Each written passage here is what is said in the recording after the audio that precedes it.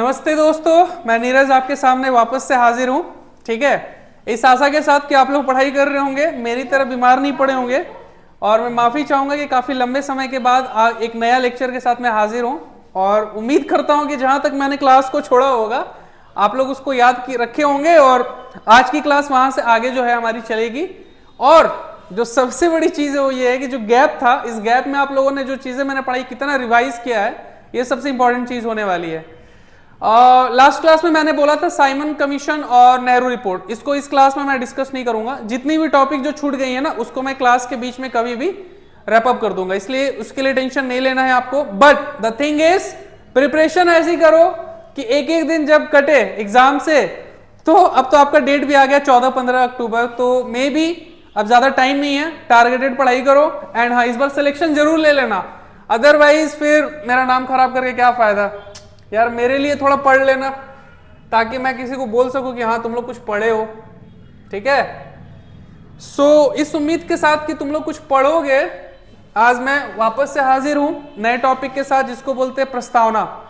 प्रस्तावना को संविधान की सबसे इंपॉर्टेंट पार्ट में से एक माना जाता है। प्रस्तावना का मतलब क्या है? वही जो स्कूलों में पढ़ते हो, हम भारत के लोग, भारत को संविधान जो भी है। ठीक है, तो with the people of India having solemnly resolved to constitute India into a sovereign, नहीं समझ में आया, छोड़ो, मेरे को भी नहीं आया। टू द पॉइंट आते हैं कि ये एक्चुअली आया कहां से और ये क्यों इंपॉर्टेंट। आज पूरी क्लास जो हमारी चलेगी वो प्रस्तावना में ही चलेगी। ठीक है, सो लेट्स स्टार्ट आवर संविधान। ठीक है, चलो। सबसे बड़ी चीज जो यहां पे आती है कि आखिर संविधान जो शब्द है उसमें प्रस्तावना का मतलब क्या है, आखिर प्रस्तावना है क्या। ठीक है, सबसे बड़ी क्वेश्चन आप लोगों के मन में ये पक्का आ रहा होगा, तो आइए जानते हैं। प्रस्तावना जो था नेहरू जी के उद्देश्य का एक रूप माना जाता है, इसे संविधान की कुंजी भी कहा जाता है। ठीक है, और अलग अलग नेताओं ने इसको लेकर के अलग अलग मत दिए हैं। यह इंपॉर्टेंट इसलिए है क्योंकि इसमें एक ओवरव्यू मिल जाता है कि आखिर में जो संविधान की जो वास्तविकता है वो क्या है। ठीक है, तो आइए शुरुआत करते हैं। पहला, सर्वप्रथम अमेरिकी संविधान में प्रस्तावना की जो बात है वो की गई थी। ठीक है, और इसमें अगर बोला जाए कि अगर कॉपी कैट करने वाले एक ही देश इंडिया है तो गलत है, बिल्कुल नहीं। ठीक है, हम तो कॉपी कैट करते ही हैं, जुगाड़ू आदमी है ना इंडिया वाले, इसीलिए हम लोग जुगाड़ करते रहते हैं, इसलिए कोई बड़ी चीज नहीं है। बट अमेरिका में सबसे पहले प्रस्तावना आया था और उसके बाद देखा देखी बहुत सारे देशों ने इसको क्या किया, एक्सेप्ट किया, उसमें से इंडिया भी एक है, बस। ठीक है, प्रस्तावना संविधान का परिचय या भूमिका, यानी संविधान क्या है, उसका ऑब्जेक्टिव क्या है, उसका पावर क्या है, कैसे काम करेगा, फलना ढिकना जितना है सब है क्या, प्रस्तावना। एक लाइन में जो आपकी मोटी वाली किताब है ना संविधान की, जिसमें 395 से भी ज्यादा, अब तो 450 आर्टिकल हो गए हैं। ठीक है, तो उसकी एक छोटी सी पृष्ठभूमि है जो आपको यह बताती है कि एक्चुअल में संविधान क्या है। दैट्स इट, उससे ज्यादा कुछ याद मत रखना। ठीक है, और इसे संविधान का सार भी कहा जाता है। मैंने क्या कहा, पूरा संविधान जो मोटी है उसका ये छोटा सा प्रतिरूप है कि एक्चुअल में संविधान जो है वो है क्या। दूसरा चीज, NN पलकीवाला ने प्रस्तावना को संविधान का परिचय पत्र भी कहा है। मैंने क्या कहा, अलग अलग लोगों ने अलग अलग पृष्ठभूमियां बांधी हैं, अलग अलग रूप भरे हैं, यानी प्रस्तावना को लेकर के किसी एक का एक मत नहीं है, बल्कि अलग अलग लोगों की अलग अलग राय है। उसी में से पंडित नेहरू ने इसे संविधान सभा में लाया था, अपनाया और उसे उद्देश्य प्रस्ताव पर आधारित किया। यानी भारतीय संविधान की जो प्रस्तावना है वो कहां से आया, तो याद रखिएगा, पंडित नेहरू द्वारा। यानी इस प्रस्तावना को किसने बनाया था, नेहरू जी ने। कब लाया था, संविधान सभा में, और उसके बाद इसे उद्देश्य प्रस्ताव के तौर पर क्या किया गया, एक्सेप्ट किया गया। कब, संविधान सभा। यानी ये जो घटना है वो कब की हो सकती है, इट इज 1947 के बाद। ठीक है, तो याद रखना, संविधान का जो है, भारत का जो संविधान है उसमें प्रस्तावना की जो बात करते हैं वो कौन लाया था, नेहरू जी। किस रूप में लाए थे, तो उद्देश्य प्रस्ताव के तौर पे लाए थे। कब एक्सेप्ट हुआ, तो संविधान सभा में। ठीक है, उसके बाद 42वें संविधान संशोधन के द्वारा जो कि 1976 में हुआ था, एक चीज याद रखना, इस 42वें संविधान सभा को मिनी मिनी संविधान संशोधन भी कहते हैं, क्योंकि इसमें बहुत सारे संशोधन देखने को मिलते हैं। इसलिए याद रखना 42वें संविधान संशोधन के माध्यम से इसमें समाजवादी पार्टी नहीं, समाजवादी सिर्फ टर्म, और धर्मनिरपेक्ष और अखंडता को जोड़ा गया था।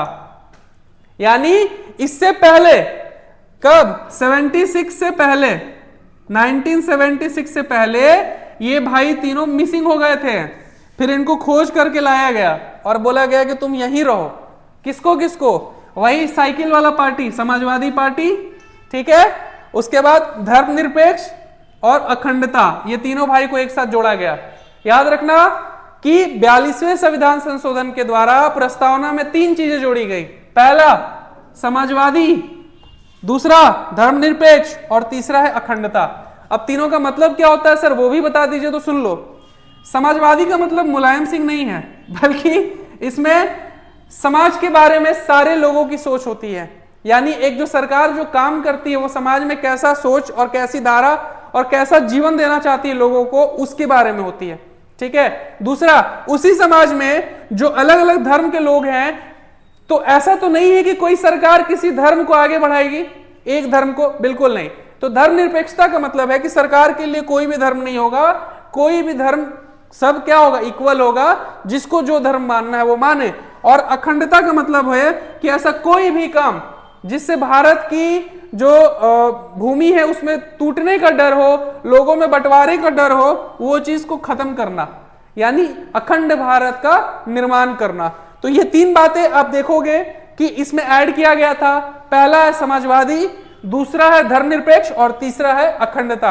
अब आपसे एक सवाल पूछेगा कि प्रस्तावना आया कब, तो बच्चों याद रखना हमने अमेरिका के संविधान से ये लिया है, ठीक है। और अमेरिका ही पहला ऐसा कंट्री था जिसने प्रस्तावना को क्या किया था, लाया था। बाकी सबने क्या किया है, कॉपी किया है। आखिर प्रस्तावना है क्या, तो ये संविधान का सार है। क्या है, संविधान का सार है, यानी समरी ऑफ कॉन्स्टिट्यूशन। क्या है, समरी ऑफ कॉन्स्टिट्यूशन को क्या बोलते हैं, संविधान का सार, सॉरी प्रस्तावना। उसके बाद पंडित नेहरू ने भारत की प्रस्तावना को क्या किया था, लाया था। उसका बेस क्या था, तो उसका बेस था उद्देश्य प्रस्ताव। कब एक्सेप्ट हुआ, तो संविधान सभा में एक्सेप्ट हुआ। तो यहां से इससे ज्यादा क्वेश्चन नहीं आएगा, बस 3 क्वेश्चन याद रखना कि संविधान में प्रस्तावना जो आया था वो कहां से, अमेरिका संविधान से। ये किस पर डिपेंड किया, तो याद रखना नेहरू उद्देश्य प्रस्ताव पर। कब एक्सेप्ट हुआ, संविधान सभा में। और किसके, मतलब भारत में जो प्रस्तावना लाया गया था वो कौन लाया था, तो याद रखना नेहरू जी ने, ठीक है। और 42वें संविधान सभा में जब 42वें संविधान संशोधन में सिर्फ 3 टर्म जोड़ा गया, विच इज समाजवादी, धर्मनिरपेक्ष और अखंडता। बस, इससे ज्यादा यहां पर क्वेश्चन नहीं बनने वाला, इसलिए इसमें हम लोग ज्यादा दिमाग अब नहीं लगाएंगे, ठीक है। अब आ जाओ अगला, कि आखिर संविधान के प्रस्तावना की जो बात हम कर रहे हैं उसका मतलब क्या है, उसमें से क्या क्या बात लिखे गए हैं जो कि हमारे लिए बहुत इंपॉर्टेंट होने वाले हैं। तो आइए पहले हम पढ़ते हैं भारत का संविधान एक्चुअली है क्या। एक बार हमको, मुझे पता है कि तुम लोगों ने पढ़े हो, तुम लोगों ने स्कूल में पढ़ा है, बहुत अच्छे से पढ़े हो, ठीक है, बट एक बार फिर से पढ़ लेते हैं, ठीक है। इसमें क्या लिखा है कि हम भारत के लोग भारत को एक संपूर्ण प्रभुत्व संपन्न, समाजवादी, धर्मनिरपेक्ष, लोकतांत्रिक गणराज्य बनाने के लिए और इसके समस्त नागरिकों को सामाजिक, आर्थिक और राजनीतिक न्याय, साथ ही में उनकी विचार, अभिव्यक्ति, धर्म, विश्वास और उनकी उपासना की स्वतंत्रता, प्रतिष्ठा और अवसर की समता या समानता प्राप्त कराने के लिए तथा व्यक्ति की गरिमा और राष्ट्र की एकता तथा अखंडता सुनिश्चित करने वाला बंधुत्व बढ़ाने के लिए दृढ़ संकल्पित होकर अपनी इस संविधान सभा में आज दिनांक 26 नवंबर 1949 ईस्वी को इस एतद द्वारा यानी इसके द्वारा इस संविधान को अंगीकृत, अधिनियमित और आत्मर्पित करते हैं। यानी कि इस तिथि से इस संविधान को, जिसमें इन सारी बातों का वर्णन है, जिसका एक ऑब्जेक्टिव है कि एक अखंड भारत, एक निष्पक्ष भारत, एक आजाद भारत की शुरुआत की जाए, जिसमें भारत के लोग होंगे, उनकी संपूर्ण प्रभुत्व संपन्नता होगी, समाजवादी विचारधारा होगी, धर्मनिरपेक्ष राष्ट्र होगा और लोकतंत्रात्मक सरकार होगी। साथ ही साथ उनमें आर्थिक तौर पर, राजनीतिक तौर पर, उनके विचार के तौर पर, धर्म के तौर पर, प्रार्थना के तौर पर उनमें क्या होगी? स्वतंत्रता होगी और उनकी प्रतिष्ठा होगी। उसको लोगों को आत्मर्पित करते हैं, यानी समर्पित करते हैं कि लोगों को यह मानना होगा, क्योंकि भारत के संविधान की सबसे बड़ी शक्ति जो है वो हम भारत के लोग हैं। अगर हम भारत के लोग नहीं रहेंगे तो संविधान भी नहीं रहेगा, और संविधान तभी है जब हम भारत के लोग हैं, ठीक है। अदरवाइज इस संविधान का कोई मतलब नहीं है। तो संविधान में प्रस्तावना की जब विषय वस्तु की बात की जाती है तो बस इतना याद रखना कि विषय वस्तु का मतलब है लोगों को यहां पर क्या क्या मिला हुआ है, किस किस तरह की आजादी मिली हुई है, संविधान में क्या क्या दिया गया है लोगों को, इन सारी बातों का वर्णन अच्छे से किया हुआ है, ठीक है। इसीलिए इसको संविधान का सार कहा जाता है, क्योंकि इस पूरे मोटी ग्रंथ जिसके बारे में हम पढ़ते हैं उसका सार इतना ही है, इससे ज्यादा नहीं है। इसीलिए इसे संविधान की कुंजी भी कहा जाता है, याद रखना, संविधान की कुंजी भी कहा जाता है। चलो आगे आ जाओ।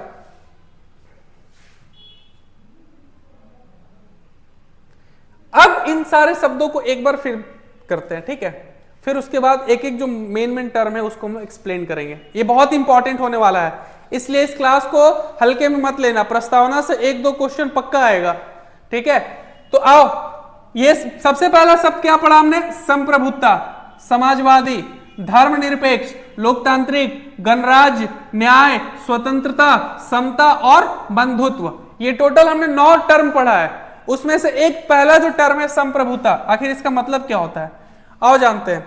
संप्रभु का आशय है कि भारत ना तो किसी अन्य देश पर निर्भर है और ना ही किसी अन्य देश का डोमिनियन है। डोमिनियन का मतलब होता है गुलाम, ठीक है। यानी संप्रभुता जो है हमें आजादी देता है। क्या देता है? आजादी। क्या देता है? आजादी, ठीक है। संप्रभुता में क्या देता है? आजादी। यानी ये हमें डिफाइन करता है कि हमारा जो इंडिया है वो ना तो किसी का गुलाम है और ना ही किसी देश पर निर्भर है, वो अपना डिसीजन खुद ले सकता है। साथ ही साथ जब वो अपना डिसीजन खुद ले सकता है, ना ही वो किसी पर निर्भर है और ना ही वो किसी अन्य देश का गुलाम है, तब इसके ऊपर और कोई शक्ति नहीं है। यानी इंडिया जो है कंप्लीटली फ्री है अपने डिसीजंस को लेने के लिए।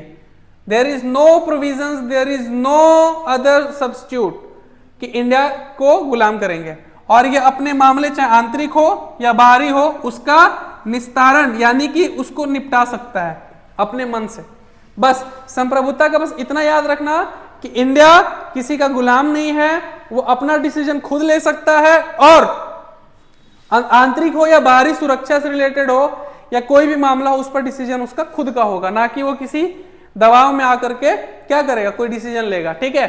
दूसरा समाजवादी, बहुत इंपॉर्टेंट है समाजवादी। आ जाओ, दूसरा टर्म था समाजवादी, जिसके बारे में मैंने बताया कि समाज में एक ऐसे समाज के निर्माण करना जहां पर उनके जीने का स्तर क्या होगा, उनको क्या क्या चीज देगी सरकार, इन सारी चीजों पर बात होगी, ठीक है। तो 42वें संविधान संशोधन में इसको ऐड किया गया, पहले नहीं था। और भारत के संविधान में नीति निर्देशक सिद्धांतों के रूप में समाजवादी लक्षण मौजूद है। अब नीति निर्देशक तत्व क्या है, ध्यान से पढ़ना कि राज्य सरकार अपने नागरिकों को या अपने राज्य के वासियों को क्या क्या सुविधाएं मुहैया कराती है, वो सारे नीति निर्देशक तत्व में आते हैं, ठीक है। राज्य के नीति निर्देशक तत्व में आते हैं। दूसरी चीज, पहले संविधान में ये अंतर्निहित थी, उसे स्पष्ट रूप से जोड़ दिया गया। यानी ऐसा नहीं है कि ये समय मतलब प्रस्तावना में नहीं था, बट कंप्लीट इसका क्या रीजन मतलब एक्सप्लेन अच्छे से नहीं किया गया था कि आखिर में ये प्रस्तावना जो है वो है क्या और ये कैसे काम करेगा। लेकिन अब क्या हुआ कि इसको स्पष्ट रूप से 42वें संविधान संशोधन में जोड़ा गया और फिर कांग्रेस पार्टी ने समाजवादी स्वरूप को स्थापित करने के लिए 1955 में अवार्डी सत्र में एक प्रस्ताव पारित कर उसके अनुसार कार्य किया। यानी ये पहले से जब इसमें तो था, लेकिन एक्सप्लेन नहीं किया गया था कि एक्चुअल में समाजवादी का मतलब क्या है। तो फिर कांग्रेस पार्टी ने 1955 में इसको क्या किया, स्पष्ट करवाया। और यह बात ध्यान देनी होगी कि भारतीय समाजवाद लोकतांत्रिक समाजवाद है, ना कि साम्यवादी। साम्यवादी का मतलब होता है जहां पर एक ही शासक कंटिन्यू शासन करे, ठीक है, बल्कि यहां पर लोकतांत्रिक समाजवाद है, यानी लोगों की सरकार है, ठीक है। और राज्याश्रित समाजवाद भी कहा जाता है किसको, साम्यवादी समाजवाद को, जिसमें उत्पादन और वितरण के सभी साधनों का राष्ट्रीयकरण और निजी संपत्ति का उन्मूलन शामिल है। यानी ऐसे समाजवाद का बात किया गया है जिसमें उत्पादन और वितरण, इनमें सारे का क्या होगा, जितने भी साधन है, जिसमें तुम्हारे जितने भी खनिज संसाधन है, जितने भी नॉर्मल सरकार कोई चीज यूज करती है, उसका क्या होता है, राष्ट्रीयकरण होता है। और जो निजी संपत्ति होती है ना, उसको क्या किया जाता है, खत्म किया जाता है, ठीक है, ताकि एक जो समाज है जिसको पूरी तरह से क्या बोलते हैं, गरीबी में या फिर बहुत बड़ा भाग, जो कि एक परिवार जो है वो बहुत ज्यादा संसाधन यूज कर रहा है और बाकी नहीं कर रहा है, जिससे बहुत बड़ा गैप हो जाता है ना, उस चीज को खत्म करने के लिए ये लाया गया था। बट पता नहीं, मुझे तो नहीं लगता है कि हो पाया है, बट ठीक है, मान लेते हैं हो गया है। लोकतांत्रिक समाजवाद मिश्रित अर्थव्यवस्था में आस्था रखता है, ठीक है। लोकतांत्रिक समाजवाद जो है वो मिश्रित अर्थव्यवस्था में, मिश्रित अर्थव्यवस्था में क्या करता है, भरोसा करता है, और उसमें सार्वजनिक और निजी दोनों साथ साथ जाते हैं।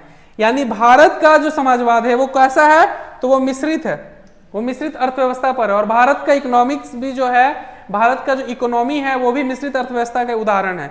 मिश्रित अर्थव्यवस्था किसे कहते हैं, जिसपे सरकारी और प्राइवेट दोनों को साथ साथ लेकर के चला जाता है, ठीक है, याद रखना। हाय रे दादा, थक गए तुम लोग को धर्मनिरपेक्ष समाजवादी पढ़ाते पढ़ाते। तो बच्चों देखो, सिंपल सा बात है, तुम लोगों के साथ मैं शेयर करना चाहूंगा कि अभी मेरे पास 2 ऑफर लेटर है, एक डीयू का है, इंस्टीट्यूट ऑफ होम इकोनॉमिक्स का, और एक सिविल कोर्ट का है, ठीक है। 2 जॉब मेरे पास अभी है, अगर हुआ तो नेक्स्ट क्लास में मैं ऑफर लेटर भी दिखा दूंगा, जो आया है। आज तो ला नहीं पाया मैं बारिश की वजह से। कहने का मतलब क्या है कि पढ़ाई अपनी कंटिन्यू रखो, कि जब आप उस लेवल तक पहुंच जाओ ना कि रिजल्ट जो है ना, आप उस समय चूज करो कि मुझे ये जॉब करनी है कि मुझे ये जॉब करनी है। मैंने कई बार लोगों को देखा है कि 1-2 साल से पढ़ रहे हैं, बट सही तरीका और सही गाइडेंस की वजह से नहीं पढ़ करके वो रास्ता भटक जाते हैं और छोड़ देते हैं, गिव अप कर देते हैं। नहीं, अगर आपको सरकारी नौकरी चाहिए, अगर आपने कोशिश कर लिया है कि मुझे इस गरीबी से आगे निकलना है और मिडिल क्लास से ऊपर जाना है, तो अपनी पीढ़ी को अगर बदलना चाहते हो तो सरकारी नौकरी से बेस्ट उपाय कुछ नहीं है। क्यों? क्योंकि ना तो तुम अंबानी के सुपुत्र हो और ना ही तुम्हारे पास अडानी है, ठीक है। अगर इतना पैसा होता तो तुम पढ़ाई नहीं कर रहे होते। तो पूंजी जब नहीं है और तुमको आगे बढ़ना है तो सरकारी नौकरी यानी पढ़ाई ही सिर्फ एकमात्र रास्ता है। तो अपनी पढ़ाई में इतना जान रखो कि जब तुम उस लेवल तक चले जाओ, ठीक है, कि तुमको जॉब का ऑफर मिलने लगे, लेटर पड़े हो और सामने से तुम उसको चूज करो, तो एक बात याद रखना कि तब तक मत सो, तब तक मत रुको जब तक तुम्हारा वो लेवल नहीं आ जाता है।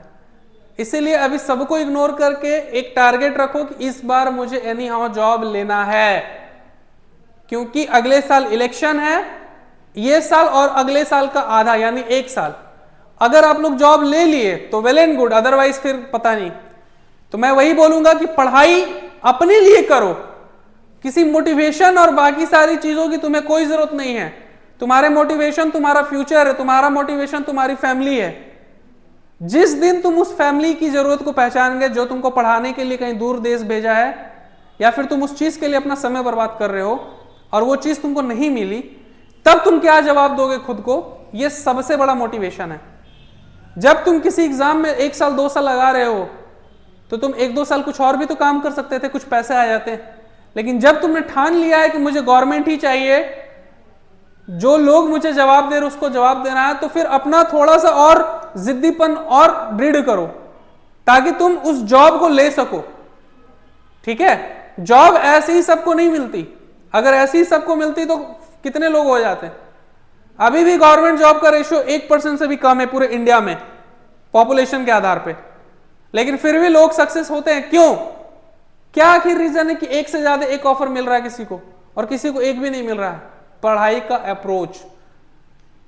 मैं जब पढ़ने लगता था तो मैं सोचता नहीं था कि मुझे टॉपिक खत्म करना है कि क्या, मैं एक टारगेट लेकर के चलता था कि आज मुझे इतने टॉपिक खत्म करने हैं तो मुझे वो करने हैं, और मैं उस टॉपिक को करता था। और मैंने कोई ज्यादा दिन से तैयारी शुरू नहीं की है, मैंने मुश्किल से 2 साल से तैयारी शुरू की है और ये मेरा 3रा ऑफर है। तो मैं वही चीज बोलना चाह रहा हूं कि अपने ऑफर वाली जो सपने हैं ना कि मुझे ये ड्रीम जॉब चाहिए, उसकी तैयारी इतनी अच्छे से रखो कि उसके बीच में जितने भी एग्जाम तुम दो वो क्लियर होते चले जाएं। भले ज्वाइन करो नहीं करो वो अलग चीज है, लेकिन अपनी पढ़ाई के लेवल को मजबूत रखो। यहां पे 2000 सीट है और ये मिनी आईएएस का पोस्ट है, इसको हल्के में मत लो। भले 4600 ग्रेड पे जॉब है लेकिन राजा का नौकरी है। सचिवालय में सहायक बनना इतना आसान होता तो कितने लोग होते हैं? ठीक है, ये राजा का नौकरी बार बार नहीं आएगा, ये लाइफ में एक बार आएगा। या तो सोलो या तो पालो, तुम्हारी इच्छा। ठीक है, वापस आ जाओ। तो धर्मनिरपेक्ष, बहुत सीरियस वाला बात बोल दी सर, ईगो हट हो गया मेरा। अब हम कैसे पढ़े? गजब बेइज्जती है सर, आप तो गजब बेइज्जती कर रहे हैं। जिसको लग रहा है कि मैंने ये बात झूठ बोला है, मैं अगले क्लास में वो ऑफर लेटर लेते आऊंगा, दिखाऊंगा, टेंशन ना लो। पूरी प्रामाणिकता के साथ यहाँ पे बात होती है। ठीक है, और I am not a king, I am not a बहुत बड़ा teacher, I am small teacher like you. ठीक है, तुमसे ही पढ़ता हूँ, तुमसे ही सीखता हूँ, तुमसे ही फिर पढ़ाता हूँ। ठीक है, तो अगर गलती सलती कुछ पढ़ाई में हो जाए तो छोटा भाई समझ के माफ कर देना, लेकिन थोड़ा सा ईगो हट करो अपना प्लीज, जरूरी है। धर्मनिरपेक्ष शब्द को 42वें संविधान संशोधन में जोड़ा गया। जैसा कि उच्चतम न्यायालय ने 74 में कहा था कि धर्मनिरपेक्ष राज्य शब्द का स्पष्ट रूप से संविधान में उल्लेख नहीं किया गया था। इसमें कोई संदेह नहीं कि संविधान के निर्माता ऐसे ही राज्य की स्थापना करना चाहते थे जिसमें किसी भी धर्म को एक तरफा नहीं रखा जाए। हमारे संविधान निर्माता ऐसे संविधान का निर्माण करना चाहते थे जिसमें जो राष्ट्र हो वो धर्म से ऊपर हो, यानी सारे धर्म को एक रूप में ले जाकर क्या किया जाए, काम कराया जाए। लेकिन क्या ऐसा हुआ? अरे पेपर में नहीं हुआ बट ऑफिशियली तो हुआ है ना। बिल्कुल, अब रियलिटी कुछ और हो, लेकिन हकीकत यह है कि वास्तविकता में कोई भी सरकार किसी एक धर्म को प्रमोट नहीं कर सकती। ठीक है, अब रियलिटी जो हो वो हम उस पर बात नहीं करेंगे। तो अनुच्छेद 25 से 28 धार्मिक स्वतंत्रता का अधिकार देता है और इसको क्या किया गया, जोड़ा गया था कब, 42वें संविधान में। याद रखना, भारतीय संविधान में धर्मनिरपेक्षता की सभी अवधारणाएं, यानी हमारे देश में सभी धर्म समान हैं और उन्हें सरकार का समान समर्थन प्राप्त है। मैंने क्या कहा कि सरकार किसी एक धर्म को प्रमोट नहीं कर सकती। ठीक है, सरकार जो है किसी एक धर्म को प्रमोट नहीं कर सकती। उसमें हमारे देश में ऐसा प्रोविजंस लाया गया है संविधान उस समय के दौर पे कि सारे धर्म और सारी चीजें जो हैं संविधान में एक साथ होंगी, यानी एक सरकार जो है वो सारे धर्म का क्या करेगा, समर्थन करेगा, प्रमोशन करेगा। ठीक है, अगला जो टर्म है वो भी बहुत इंपॉर्टेंट है और वो है लोकतांत्रिक। ठीक है, लोकतांत्रिक, तांत्रिक वाला लोक नहीं, इट इज तांत्रिक। लोकतांत्रिक यानी गणराज्य, लोगों के द्वारा चुनी गई सरकार। तो संविधान की प्रस्तावना में लोकतांत्रिक राज्य व्यवस्था की बात की गई है। अब ये लोकतांत्रिक राज्य व्यवस्था का बात क्या है कि भारत में एक ऐसा संविधान होगा जहां पर लोगों या लोग जो होंगे वो वोट देकर के सरकार चुनेंगे। ठीक है, ऐसा नहीं है कि एक राजा बन गया, वो योग्य हो या ना हो उसी को घसीट रहे हैं, नहीं। यहां पर जो सरकार होगी वो लोगों के द्वारा चुनी जाएगी और वहीं पे क्या होगा, कंटिन्यू 5 साल के बाद उसको बदला जाएगा। तो ये था लोकतांत्रिक गणराज्य की अभिकल्पना। दूसरा, संप्रभुता के सिद्धांत पर यह आधारित है, याद रखना, और सर्वोच्च शक्ति जनता के हाथ में दी गई है।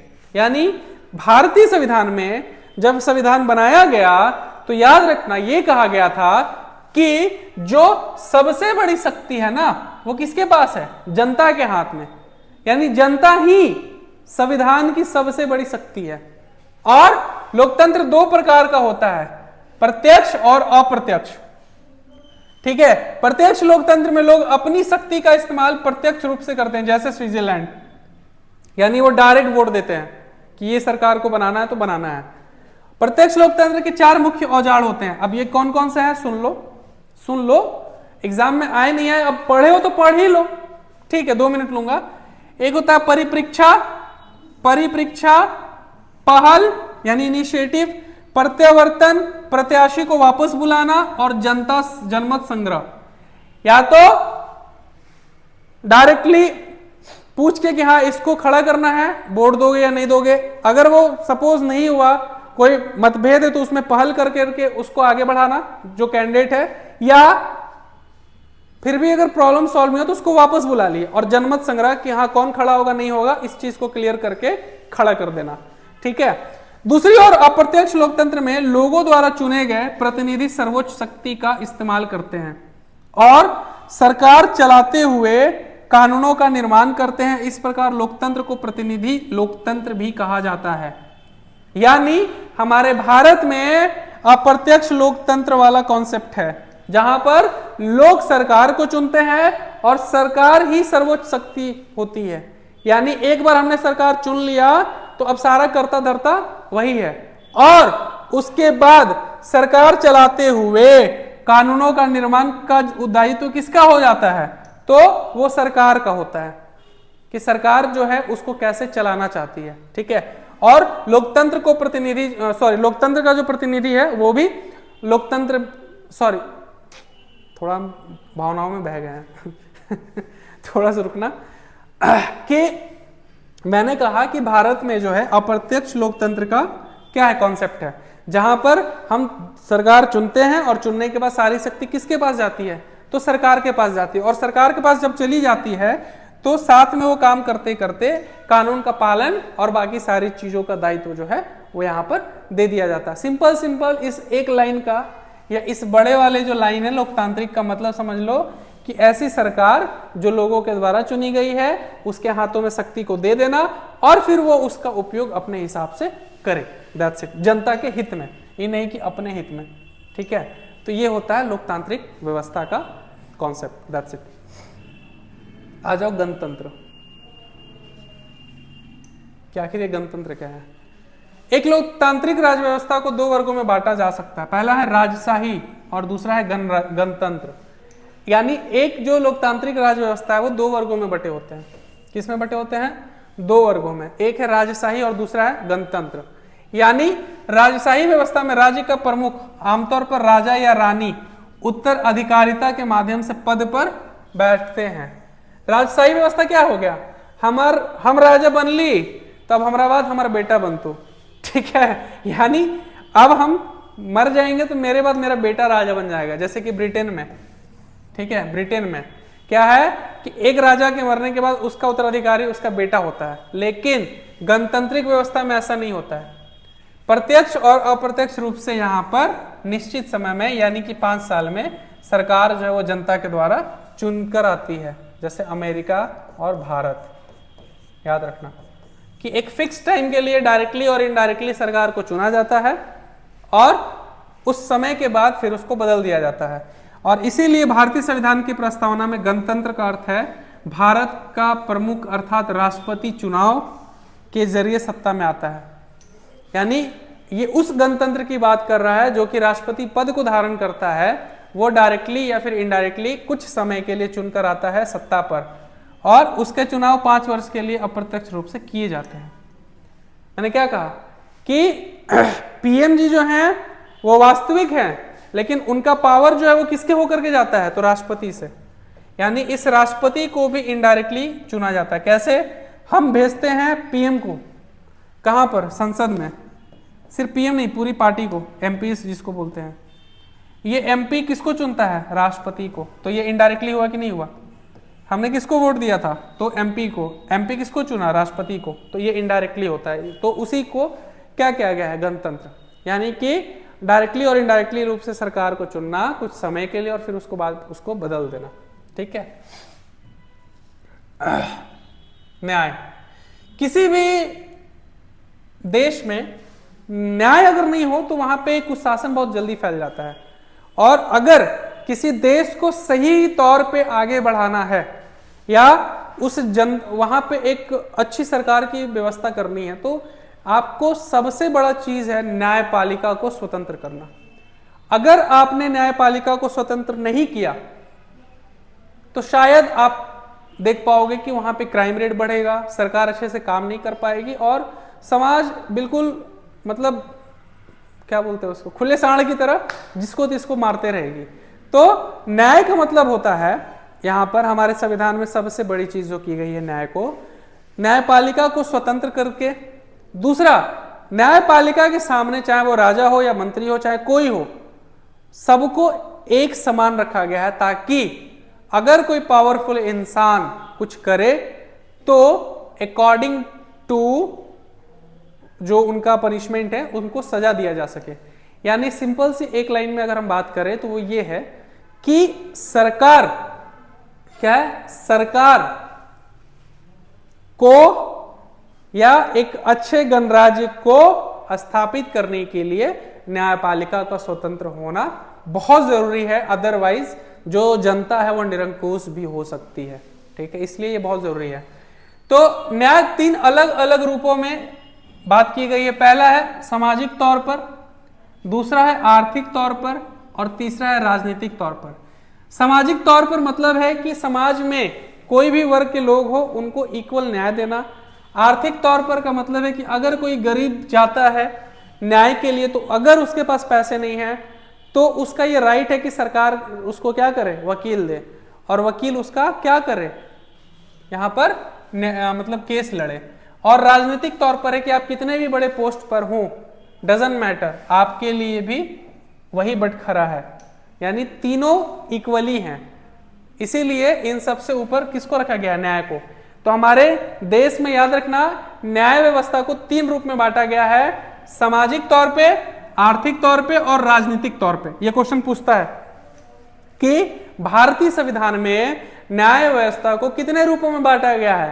पहले बोलेगा ए बी सी, यानी ऑप्शन ए में रहेगा सामाजिक, दूसरा रहेगा आर्थिक और तीसरा रहेगा सी, और चौथा में कर देगा इनमें से तीनों।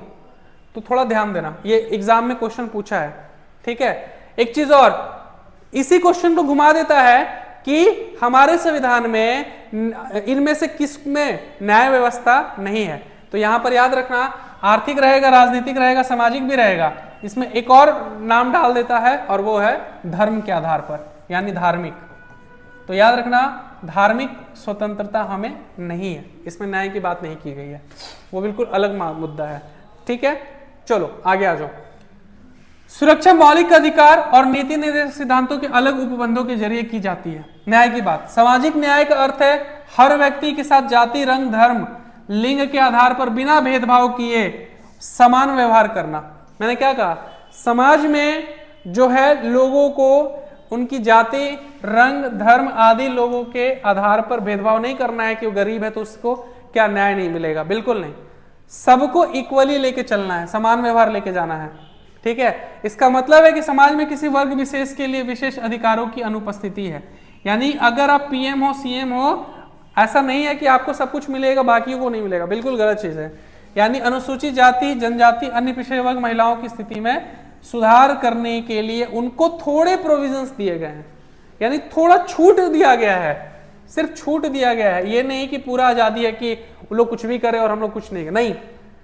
ठीक है, याद रखना कि न्याय व्यवस्था में सबको इक्वली रखा गया है, लेकिन जो ऐसे धर्म के लोग थे या ऐसे कुछ लोग थे जो पहले छूट गए थे पीछे, उनको इक्वल करने के लिए थोड़ा सा क्या किया गया, बुशअप किया गया है।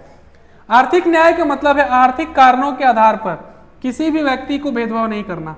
ठीक है, और इसमें आपका आय संपत्ति की असमानता को दूर करने का भी मार्ग रखा गया है। मैंने क्या कहा कि इंदिरा गांधी ने पहले राजा राजवाड़ों का जो खजाना था उसको लूटने का काम किया। लूटने का नहीं मतलब उनसे संपत्ति लेने का काम किया। क्यों? उसका रीजन था कि एक गरीब वर्ग बहुत बड़ा भारत में उस समय जी रहा था। जस्ट भारत आजाद हुआ था, बहुत सारे कॉम्प्लिकेशंस को जीते हुए, और जीतने के बाद जब इंदिरा गांधी ने, उनको पता चला कि एक वर्ग ऐसा है जो बहुत संपन्न है और एक बहुत बड़ा वर्ग है जो बहुत बड़ा गरीबी है, उसको हर चीज नहीं मिल पा रहा है, उस चीज को खत्म करने के लिए उन्होंने सारी प्रॉपर्टी और बाकी सारी चीजें जो थी उसको क्या किया था, एक्वायर कर लिया था, यानी भारत सरकार के अंदर कर दिया था ताकि उनका इक्वली डिस्ट्रीब्यूशन हो सके। बट हुआ तो नहीं। अब हकीकत क्या है आप सबको पता है। ठीक है, खैर छोड़िए, सिंपल सी बात है कि ये जितने भी वर्ड एक एक करके मैं आपको एक्सप्लेन कर रहा हूं, ये सब प्रस्तावना के ही पार्ट है और यहां से अक्सर क्वेश्चन पूछे जाते हैं। तो याद रखना, एग्जाम में जो क्वेश्चन पूछेगा एक भी क्वेश्चन छोड़ना नहीं है। क्यों? क्योंकि हमारा क्या है टारगेट कि एक भी क्वेश्चन बिना छूटे सारी चीजों को हमें क्या करना है, पढ़ना है, और एक भी चीज छोड़ना नहीं है। तो अगला जो टर्म है वो है स्वतंत्रता। ठीक है, आ जाओ इस स्वतंत्रता के बारे में बात करते हैं।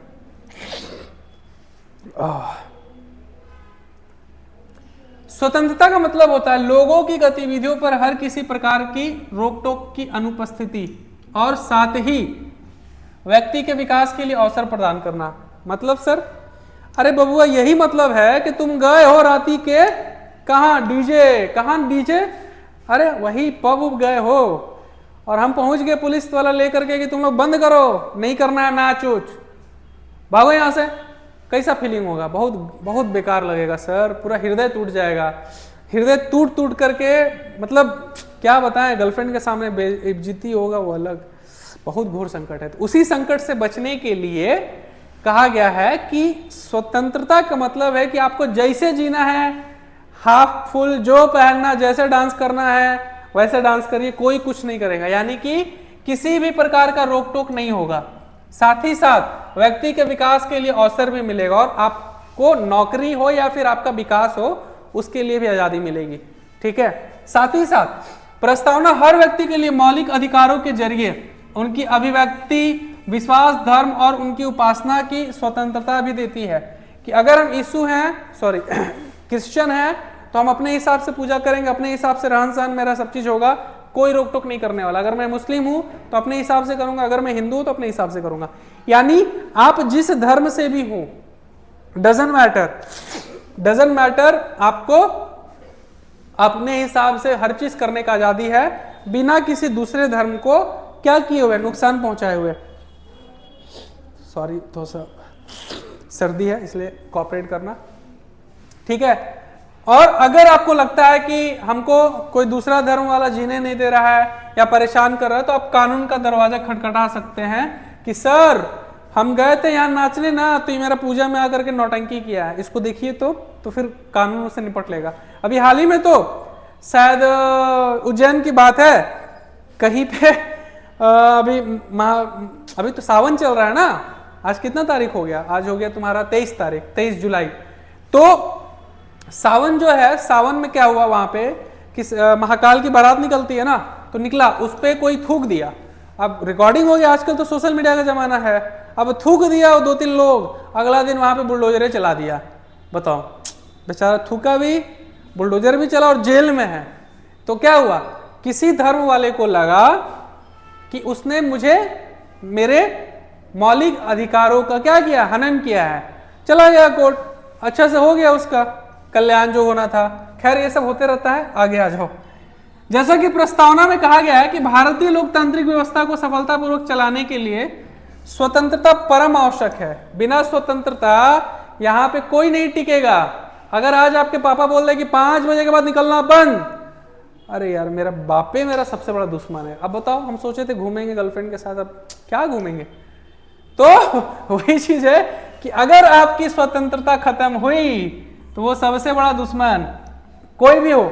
तो उसी तरह से स्वतंत्रता को यहाँ पर सबसे बड़ा जरूरत का चीज बताया गया है कि स्वतंत्रता ही सबसे जरूरत का चीज है, अदरवाइज और कुछ नहीं। हालांकि स्वतंत्रता का मतलब है कि हर व्यक्ति को कुछ भी करने का लाइसेंस मिल गया हो, लेकिन इसका मतलब यह नहीं है कि संविधान में लिखी सीमाओं के भीतर ही आप उससे ज्यादा अत्याचार करने लगे। आपको आजादी मिला है लेकिन कुछ लिमिटेशंस भी हैं, और आपको जो ये आजादी है ये संविधान में जितनी लिखी गई है उसके भीतर ही रख करके करना है। ये नहीं कि किसी को गए अरे हमको आजादी है गोली मारने का, गोली मार के आ गए तो अगले बार फिर आपको सजा भी बहुत अच्छे से होगा। आजादी है बट सिर्फ अच्छे से जीने के लिए, ना कि कुछ भी उटपटांग काम करने के लिए। ठीक है, आगे आइए। अगला है समता। ममता दीदी नहीं, इतनी समता, बहुत ममता तुम लोग जा रहे हो, आगे आओ। समता का मतलब होता है समाज के किसी भी वर्ग के लिए विशेष अधिकारों की अनुपस्थिति और बिना किसी भेदभाव के हर व्यक्ति को समान अवसर प्रदान करने का मतलब। यानी कि समता का मतलब होता है कि समाज में समान अवसर लोगों को देना, चाहे वो नौकरी का हो चाहे वो बाकी चीजों का हो, तभी वो जो अधिकार उनको मिले हैं वो इक्वल हो पाएगा। ठीक है, और भारतीय संविधान की प्रस्तावना हर नागरिक को स्थिति और अवसर की समानता देता है। यानी वो किसी भी जगह पर बस सकता है, कहीं पर भी वो नौकरी कर सकता है और सबको इक्वल अधिकार मिल सकता है। यानी पूरे भारत में आप कहीं पर भी रुक सकते हैं, दिस इज द स्थिति।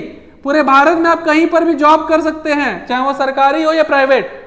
ठीक है, दिस इज कॉल्ड अवसर, यानी रहने और जॉब दोनों की समानता। इसी उपबंध में समता के 3 आयाम हैं। पहला है नागरिक, राजनीतिक और आर्थिक। यानी इसी 3 आयाम को लेकर के हम समाज में समता की बात करते हैं। अगर ये 3 आयाम आपको मिल रहे हैं मतलब कि हमारा समाज इक्वली है, किसी को किसी भी चीज के लिए झेलना नहीं पड़ा है। ठीक है, तो वही है, आप देख लो। विधि के समक्ष समानता यानी न्याय के समक्ष समानता, अनुच्छेद 14। धर्म, जाति, लिंग या जन्म स्थान के आधार पर दोनों में, अनुच्छेद 15। लोक नियोजन के विषय में समता, अनुच्छेद 16। अस्पृश्यता यानी छुआछूत, अनुच्छेद 17। उपाधियों का, अनुच्छेद 18। ये ऐसे आर्टिकल हैं जो संविधान में लोगों में समानता के बारे में बात करता है कि ये अधिकार उनको दिए गए हैं भारतीय समाज में। ठीक है, और कुछ नहीं। चलो आगे आ जाओ। कितना बंडा है रे बाबा, बहुत लंबा पढ़ा लगता है। इतना पढ़ाएंगे तब तो तुम सीजीएल नहीं सीधा जेपीएससी क्रैक करोगे। थोड़ा सा फास्ट करते हैं, ठीक है, वरना टाइम पास करके क्या फायदा। तो बंधुत्व का मतलब होता है भाईचारा। बंधुत्व का मतलब होता है भाईचारा। ठीक है, इसमें मतलब क्या है, भारत में एकल नागरिकता के एक तंत्र के माध्यम से भाईचारे की बात की गई है। यानी आप बंगाल चले जाओ, कर्नाटका चले जाओ, केरला चले जाओ, कश्मीर चले जाओ, सब जगह आप एक ही नागरिक होंगे, ना कि अलग अलग, ताकि भाईचारा बना रहे, सब भारतीय कहलाएं। मौलिक कर्तव्य अनुच्छेद 51 का भी कहते हैं कि यह हर भारतीय नागरिक का कर्तव्य है कि वो धार्मिक, भाषाई क्षेत्र अथवा विविधताओं के लोगों को एक क्या करे, मतलब आपसी सौहार्द के रूप में एक्सेप्ट करे और उनमें भाईचारे की भावना रखे कि अगर हम कश्मीर गए तो एक कश्मीरी जो है वो मेरा भाई है, अगर हम केरला गए तो वहां का जो मद्रासी है वो मलयाली है वो मेरा भाई है, चेन्नई गए मद्रासी मेरा भाई है, बंगाल गए बंगाली मेरा भाई। यानी सब क्या है, अपने आपस में इक्वल सौहार्द रखें, भाईचारे का भाव रखें और क्या सब भाई जैसे ही रहे। बहन भी बना सकते हो, सब भाई क्यों रहेगा, भाई बहन वाला हिसाब रखो। ठीक है, चलो गलत नहीं सोचो, आगे आ जाओ। प्रस्तावना कहती है कि बंधुत्व में 2 बातों को सुनिश्चित करना होता है। पहला, व्यक्ति का सम्मान, और दूसरा, देश की एकता और अखंडता। यानी प्रस्तावना में बंधुत्व की सिर्फ 2 ही बातें हैं, एक है व्यक्ति का सम्मान और दूसरा है देश की अखंडता। यानी अगर कोई व्यक्ति है वो कहीं पर भी जाए, अगर उसको इक्वली सम्मान मिल रहा है, उससे बड़ा कुछ नहीं है। और हम ऐसा कोई भी काम ना करें जिससे हमारा देश जो है वो टूटे, ये हमारा दूसरा दायित्व है। ठीक है, इसीलिए कहा गया कि अखंडता और एकता को क्या किया गया है, जोड़ा गया। दूसरी चीज, अखंडता शब्द को 42वें संविधान संशोधन अधिनियम में जोड़ा गया था। ये पहले नहीं था बट अब जोड़ा गया। ठीक है, आई होप तुम लोग को जो पढ़ा रहे हैं वो कुछ कुछ समझ में आ रहा है, और नहीं अगर आ रहा है तो फिर वो भी बता देना, फिर देखेंगे। प्रस्तावना का महत्व। अब इतना लेक्चर पढ़ने के बाद इसका इंपॉर्टेंट क्यों है सर, आप इतना जो पका रहे थे, आइए जानते हैं। देखो बच्चा, प्रस्तावना को मैंने इतना डीपली इसलिए कराया क्योंकि ये बहुत इंपॉर्टेंट है। यहां से 1-2 क्वेश्चन पक्का आएंगे घुमा के, इसीलिए मैं एक भी पॉइंट नहीं छोड़ना चाहता हूं जहां से एक भी क्वेश्चन तुम लोग का छूटे। ठीक है, आ जाओ। प्रस्तावना में उस आधारभूत दर्शन और राजनीतिक, धार्मिक और नैतिक मौलिक मूल्यों का उल्लेख है जो हमारे संविधान का आधार माना जा सकता है। इसमें संविधान सभा की महान और आदर्श सोच मिलती है कि हमारा जो संविधान जब बना था तो उस समय के जो लोग थे वो कैसा सोचते थे। इसके अलावा संविधान की नींव रखने वाले को सपने और अभिलाषाओं का परिलक्षण करना, यानी कि जब संविधान का नींव रखा गया था तब उस समय के लोगों की सोच क्या रही थी, इन सारी चीजों को भी देखना। और संविधान निर्माण में महत्वपूर्ण भूमिका निभाने वाले संविधान सभा के अध्यक्ष सर अलादी कृष्णा स्वामी अय्यर ने कहा था कि संविधान की प्रस्तावना हमारे दीर्घकालिक यानी बहुत लंबे सपनों का एक रूप है, एक विचार है। ठीक है, जो कि स्पष्ट करता है। और साथ ही साथ M.K. मुंशी ने कहा था कि हमारी संप्रभुता और लोकतांत्रिक गणराज्य का भविष्य फल है, यानी हमारा संविधान हमारे गणराज्य का भविष्य है। ठीक है, और जो सबसे इंपॉर्टेंट लाइन है वो ये है कि अंग्रेज राजनीति शास्त्र अर्नेस्ट बर्कर ने कहा था कि वह प्रस्तावना को संविधान का कुंजी नोट कहते हैं। ये पूछता है कि बताओ किसको संविधान का कुंजी कहते हैं, तो प्रस्तावना को। और ये कॉन्सेप्ट किसने दिया था, अर्नेस्ट बर्कर ने। ठीक है, और मुख्य न्यायाधीश M. हिदायतुल्लाह ने इसको कहा है कि प्रस्तावना जो है वो हमारे संविधान की आत्मा की तरह काम करता है, जो कि एक समाज में कैसे संविधान का निर्माण होना चाहिए और कैसे क्या काम होना चाहिए ये स्पष्ट करता है। अब ऐसा नहीं है कि ये प्रस्तावना बन गया तो इस पे कुछ हुआ नहीं, बिल्कुल। प्रस्तावना पे 2-3 केस भी चले, जिसमें से 1-2 केस बहुत इंपॉर्टेंट है, और उसमें क्या बातें निकली और क्या बातें नहीं निकली ये भी पढ़ लो, क्योंकि यहां से क्वेश्चन रहेगा। पहला आता है बेरुबाड़ी संघ मामला, जो कि 1960 में आया था। अब ये है क्या सर, उच्चतम न्यायालय ने कहा कि प्रस्तावना संविधान में निहित सामान्य प्रयोजनों को दर्शाता है, यानी हाईकोर्ट ने कहा कि सुप्रीम कोर्ट ने कहा कि प्रस्तावना जो है वो संविधान में निहित नॉर्मल चीजों को दिखाता है, इसलिए संविधान निर्माताओं के मस्तिष्क के लिए एक कुंजी है। यानी उस समय के दौर में जो संविधान बनाया गया उनके द्वारा एक भारत को आईना दिखाया गया कि ये चीज हम डालेंगे। ठीक है, और ये उनके दिमाग की एक सोच है। इसके अलावा अनुच्छेद में प्रयोग की गई व्यवस्थाओं के अनेक अर्थ निकले, यानी उस समय जो अलग अलग अनुच्छेद थे उनके अलग अलग मत थे। इस व्यवस्था के उद्देश्य को प्रस्ताव में शामिल किया गया। प्रस्तावना की विशेषता को स्वीकार करने के लिए इस उद्देश्य के बारे में व्याख्या करते हुए सुप्रीम कोर्ट ने कहा कि प्रस्तावना संविधान का भाग नहीं है, बल्कि ये सिर्फ उनकी सोच है जो जनता को वो देना चाहते थे। इसीलिए उनकी सोच के माध्यम से बनी हुई चीज को हम संविधान का भाग मान ले, ये सही नहीं है।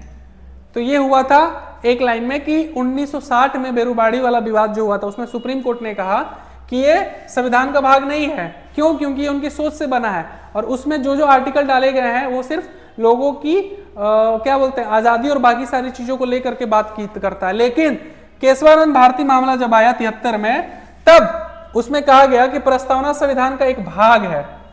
ठीक है, इसमें क्या है, प्रस्तावना संविधान का एक भाग है, इसलिए क्योंकि संविधान का अति महत्वपूर्ण हिस्सा ये था, और संविधान की प्रस्तावना में जितने भी विचारों को रखा गया है वो यहाँ के लोगों के लिए बहुत इंपॉर्टेंट है। ठीक है, तो प्रस्तावना में संशोधन की संभावना है। संविधान की धारा 368 के तहत संशोधन किया जा सकता है। यह क्वेश्चन कभी अगर आए कि प्रस्तावना में संशोधन हो सकता है या नहीं, तो हो सकता है आर्टिकल 368 के तहत। यह पहली बार ऐतिहासिक मामला जो था 73 में उठा, और यह विचार सामने आया कि इसमें संशोधन नहीं किया जा सकता क्योंकि यह संविधान का भाग नहीं है। लेकिन अब तो प्रूफ हो गया कि कर सकते हैं। लेकिन यह कहा गया कि आप अनुच्छेद 368 के जरिए संविधान की प्रस्तावना में संशोधन कर सकते हैं, लेकिन वो जो संशोधन होगा वो मूल तत्व, मूल विशेषताओं को क्या करेगा, प्रभावित नहीं करेगा, यानी ध्वस्त करने वाला नहीं होगा। अगर ऐसा होगा तो फिर वो बदलाव नहीं माना जाएगा। यानी इसमें कहा गया 73 वाले में कि ठीक है आप प्रस्तावना में बदलाव कर सकते हैं, लेकिन वो बदलाव ऐसा नहीं होना चाहिए कि उसका मूल तत्व और उसकी विशेषताएं खत्म हो जाए। अगर ऐसा है तो वो जो है बदलाव नहीं माना जाएगा, वो बदलाव नहीं माना जाएगा। ठीक है, वैसा बदलाव आप नहीं कर सकते जिससे वो ध्वस्त हो जाए। हालांकि उच्चतम न्यायालय ने व्यवस्था दी कि प्रस्तावना संविधान का एक भाग है और अपना यह मत दिया कि पूर्व में इस केस में जो भी बात मैंने कहा था वो गलत निर्णय था, यानी उसको खत्म करो, लेकिन अब जो मैं दे रहा हूं उस चीज को क्या मानो और आगे बढ़ो, ज्यादा दिमाग इसमें मत लगाओ। ठीक है, बस इतना ही बात उन्होंने कहा। अब आ जाओ अगला टॉपिक, संघ और उसके राज्य क्षेत्र। तो प्रस्तावना में जितनी चीजें मैंने तुमको पढ़ाई, आई होप तुमको वो चीजें समझ में आई हो, और बहुत इंपॉर्टेंट टॉपिक इसलिए मैंने 1 घंटा का सेशन लिया कंप्लीट। और अब जो हमारा टॉपिक होने वाला है वो है भारत और उसके संघ क्षेत्र, ये अगला टॉपिक है। लेकिन एक बार उस टॉपिक को जरूर पढ़ना प्रस्तावना वाला, क्योंकि वहां से क्वेश्चन पक्का आएगा और मैंने एक भी कॉन्सेप्ट जो है वहां से नहीं छोड़ा है। तो इस उम्मीद के साथ कि आप लोग पढ़ोगे। ठीक है, मैं अगले टॉपिक की ओर अब बढ़ता हूं। तो बच्चों चलो अब जो है हम अपने अगले टॉपिक की ओर चलते हैं और अगले टॉपिक से, ठीक है, अब हम आगे चलेंगे। चलो अगला जो टॉपिक है वो है हमारा संघ और उसके क्षेत्र। यानी संघ का मतलब है देश। क्या है? देश। इस देश में कितने स्टेट हैं, वो कैसे बने, इसका जो एरिया है वो कैसा है, और ये जो स्टेट बने उसका पूरा मतलब कंप्लीट जो हिस्ट्री है बनने का, वो सारी चीजों के बारे में पढ़ना। ठीक है, चलो। तो भारतीय संविधान का ये भाग 1 भारत को राज्यों का संघ बनाता है। याद रखना, भारत जो है वो एक राज्यों का संघ है, देश का संघ नहीं है, बल्कि वो राज्यों का संघ है। और भारतीय संविधान के भाग 1 में जो बातें कही गई है उसमें यह कहा गया था उस समय, अभी के हिसाब से नहीं, अभी तो 29 और 9 है, उस समय यह कहा गया था कि 28 एवं केंद्र शासित प्रदेशों की संख्या 7, यानी राज्यों की संख्या कितनी? 28, और केंद्र शासित यानी जहां पर केंद्र सरकार के द्वारा शासन होगा वो है 7।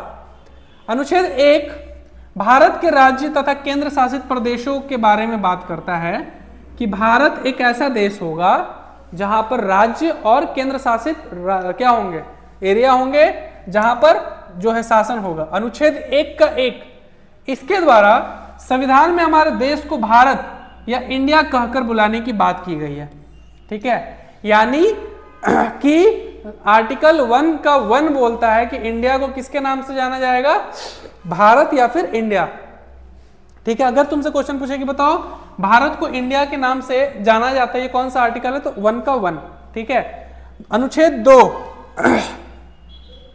ये तो अंग्रेज वाला फीलिंग आ रहा है, इंडिया, भारत, भारत के नाम पे, कहीं कहीं पे तुम पढ़ोगे कि भारत के नाम पे भारत किया गया था, और हिंद वाले लोग आते थे यहाँ पे बहुत सारे, तो वहां से हिंदुस्तान हो गया, और फिर मतलब अलग अलग लोगों की अलग अलग कहानियां। लेकिन यहाँ पर ऑफिशियली जो है याद रखना कि आर्टिकल 1 बोलता है कि भारत या इंडिया जो है इसको जाना जाएगा इस नाम से। यह धारा भारतीय संसद को नए राज्य का गठन करने की शक्ति देता है। लो, पूछेगा कि संसद को नए राज्य बनाने की शक्ति कहां से मिलती है? तो आर्टिकल 2 बोलता है कि अगर भारत में नए राज्य बनाने हैं या फिर किसी भी क्षेत्र को थोड़ा कम बेसी करके बंटवारा करना है, तो वो पावर किसके पास है? संसद के पास है। आर्टिकल 2 से संसद कैपेबल होता है नया राज्य बनाने के लिए या फिर किसी की भूमि में थोड़े बहुत बदलाव करने के लिए। अनुच्छेद 3 बोलता है कि संसद जो है ये अधिकार जो कि इनको राज्य क्षेत्र में मिले हुए हैं वो निम्न तरह से उसका उपयोग कर सकती है। अब ये निम्न तरीका क्या है, आइए देखते हैं। पहला कि संसद अगर संसद चाहे तो वो 2 या 2 से अधिक राज्यों को मिला करके एक राज्य बना सकता है। अरे भाई, तब तो हम एमपी और झारखंड को मिला के एकदम झारखंडी बना देंगे। खैर सच में ये हो सकता है कि अगर संसद चाह जाए कि एक राज्य से ज्यादा राज्यों को मिलाकर के एक राज्य बना दे तो कर सकता है। साथ ही साथ किसी राज्य की सीमा अगर बढ़ाना है या घटाना है दोनों कर सकता है। मैंने क्या कहा, आर्टिकल 3 से वो पावर उसको मिलता है। साथ ही साथ किसी राज्य के नाम को परिवर्तित कर सकता है। जैसे पहले नेफा था, नॉर्थ ईस्टर्न फ्रंटियर एसोसिएट, जिसका नाम बदल करके क्या कर दिया गया, अरुणाचल प्रदेश। ठीक है, ये संसद ने ही किया था कि नेफा को जैसे पहले जाना जाता था अरुणाचल प्रदेश को, उसका नाम क्या किया, संसद बदल दिया। साथ ही साथ शहरों के नाम में परिवर्तन का अधिकार संबंधित राज्य विधानमंडल को है। यानी संसद का ये काम नहीं है कि वो स्टेशन और शहरों का नाम बदले, बल्कि ये उस राज्य सरकार का काम है या राज्य विधानमंडल का काम है कि वो किस शहर का नाम किस नाम से रखना चाहती है। ठीक है, जैसे मद्रास का चेन्नई, कोलकाता का कोलकाता, मुंबई का मुंबई, बंबई का मुंबई, इन शहरों को क्या किया गया, विधानमंडलों द्वारा चेंज किया गया।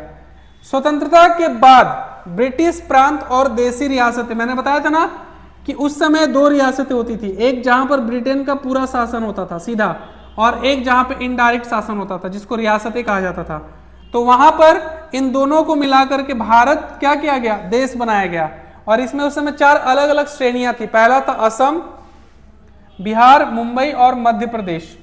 उसके बाद और सारे हुए, लेकिन धीरे धीरे जब लोगों ने कहा कि नहीं मुझे बंटवारा चाहिए, मुझे अपना भाषा के आधार पर राज्य चाहिए, मुझे अपनी जाति के हिसाब से चाहिए, मतलब अलग अलग लोगों ने अलग अलग समय पे अलग अलग मांगे रखी, जिसकी वजह से क्या हुआ, बंटवारा हुआ। ऐसा नहीं है कि सरकार शुरू से ही बंटवारा चाहती थी, नहीं, सरकार नहीं चाहती थी कि बंटवारा हो, लेकिन आंध्र प्रदेश में भाषा, यहां पे गलत है, भाषा, क्या चीज, भाषा के आधार पर पहले 1 अक्टूबर यानी 1 अक्टूबर 1953 को आंध्र प्रदेश का गठन हुआ। यह क्वेश्चन पूछता है कि भाषा के आधार पर पहला राज्य बनने वाला कौन सा मतलब राज्य है, तो याद रखना आंध्र प्रदेश। कब बना था, 1 अक्टूबर 1953।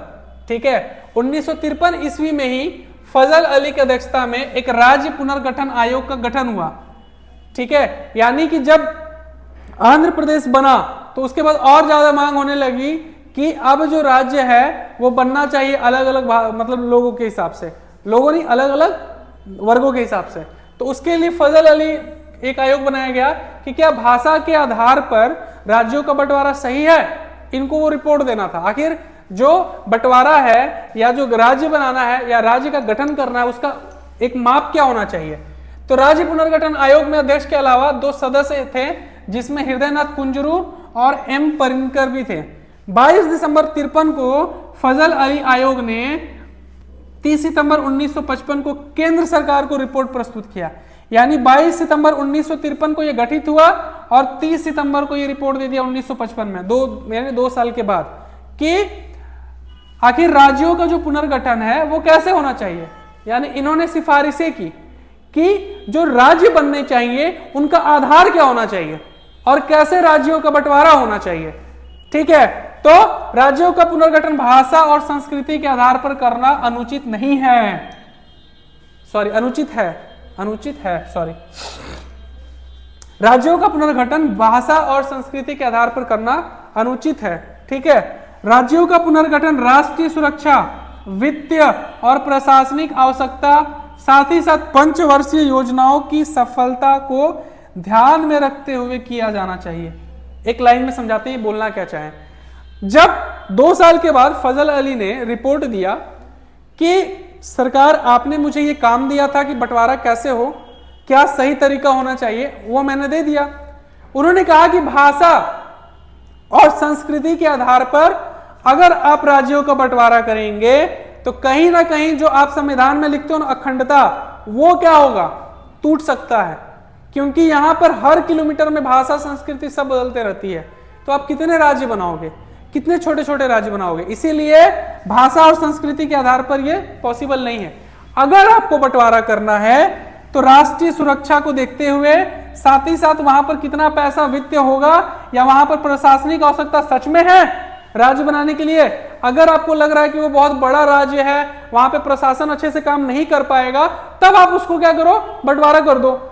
लेकिन अगर फिर भी नहीं हो रहा तो 5 साल का जो योजना आप बना रहे हो वहां डेवलपमेंट नहीं हो पा रहा है, या और भी बाकी सारी जो चीजें हैं, इन सारी चीजों को ध्यान में रख करके आप बंटवारा कर सकते हो। लेकिन संस्कृति और धर्म के आधार पर बंटवारा करना कहीं से भी सही नहीं है।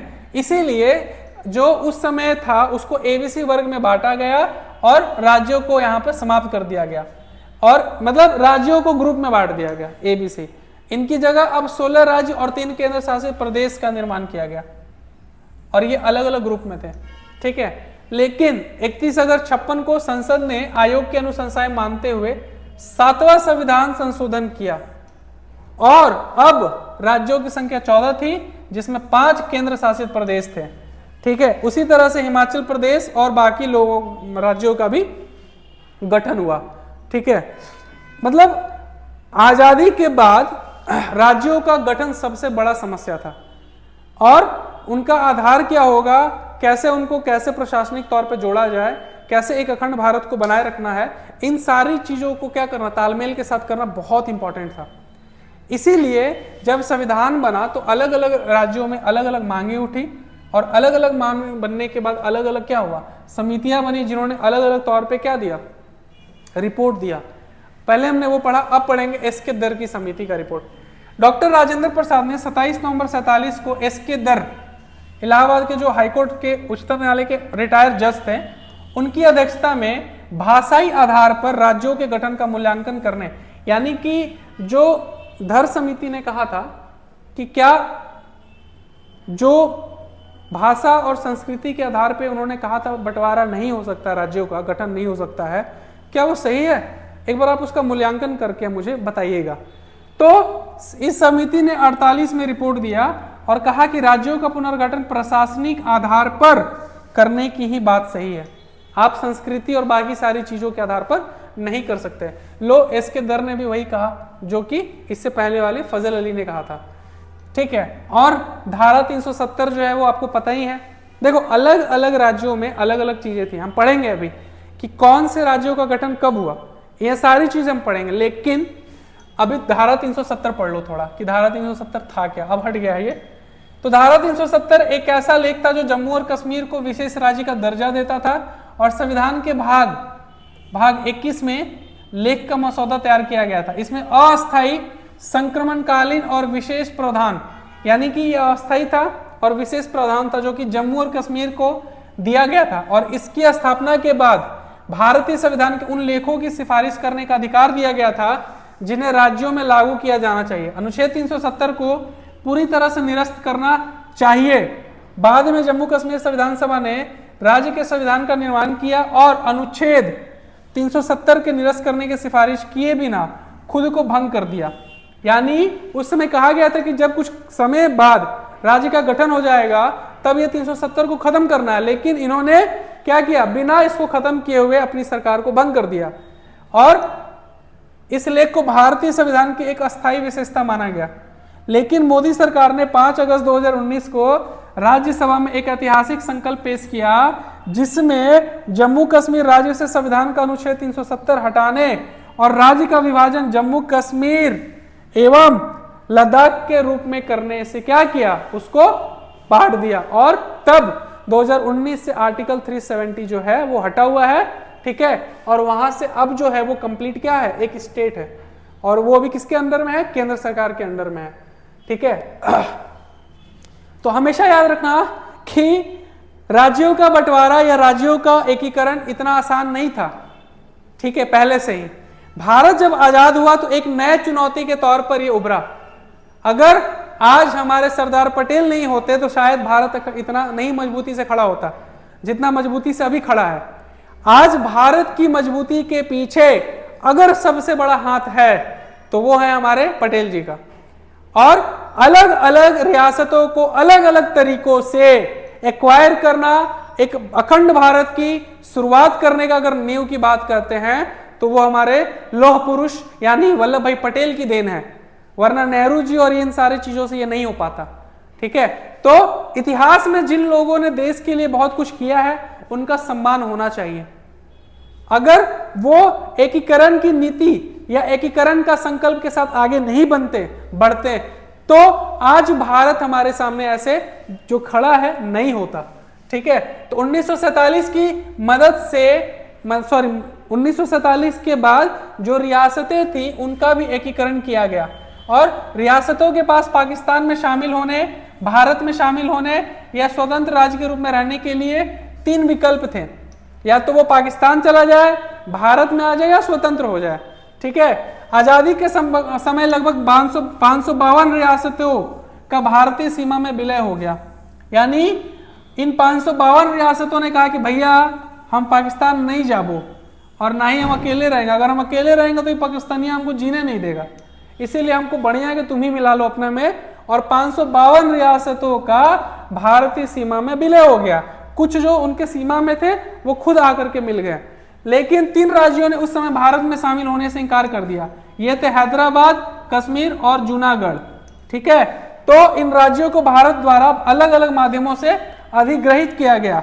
हैदराबाद को पुलिस कार्रवाई क्या किया गया कि इसको घेर लिया गया था सेना से। ठीक है, पटेल जी बोले कि भैया तुम मान लो नवाब साहब, और नहीं तो हम नवाबगिरी झाड़ देंगे। तो बोला नहीं सुनेंगे। तब क्या किया कि पूरा फौजें वहां भर दिया, चारों तरफ से हैदराबाद को घेर दिया।